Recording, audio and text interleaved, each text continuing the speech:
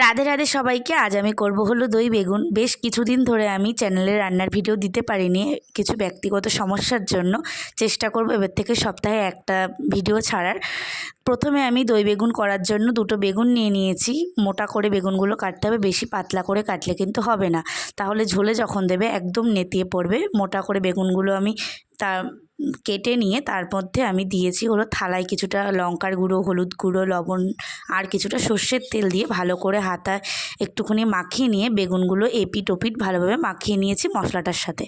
তারপর গরম তেলে লাল করে এপিট ওপিট ভেজে নিতে হবে। বেশি কিন্তু ভাজা যাবে না, কারণ বেগুন নরম। ঝোলে বেশি যে ভাজা হয়ে গেলে ঝোলে যখন দেবেন আরও নেতিয়ে পড়বে। তারপর আমি বেগুনগুলো ভাজা হয়ে গেলে যে গ্রেভিটা বানাবো তার জন্য প্রথমে দই, লঙ্কার গুঁড়ো, জিরের গুঁড়ো আর লবণ, হলুদ দিয়ে ভালো করে একটা মিক্স করে নিচ্ছি। ভালো করে মিক্স করে নিয়ে এরপরে আমি আবার কড়াইতে গরম তেল দিয়ে শুকনো লঙ্কা, কারি পাতা আর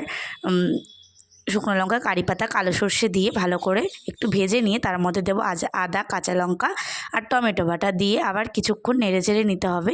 যখন মশলাটার থেকে একটু তেল ছেড়ে আসবে তখন দিয়ে দেবো সেই দইয়ের মিক্সটা, যেটা হলুদ গুঁড়ো, লঙ্কার গুঁড়ো দিয়ে করে রেখেছিলাম।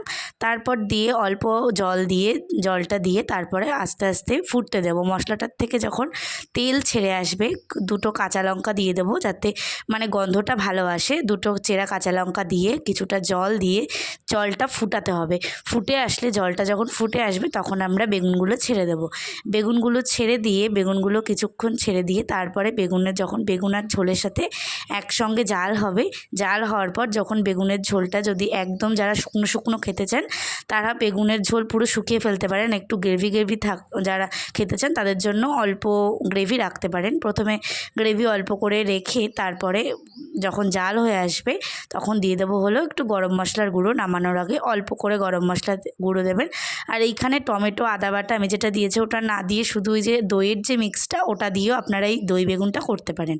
তারপর গরম মশলা দিয়ে একটু আলতো হাতে নাড়াচাড়া করে নিতে হবে যাতে বেগুনগুলো ভেঙে না যায়। তারপর রেডি আমাদের দই বেগুন। গরম গরম রুটি, ভাতের সাথে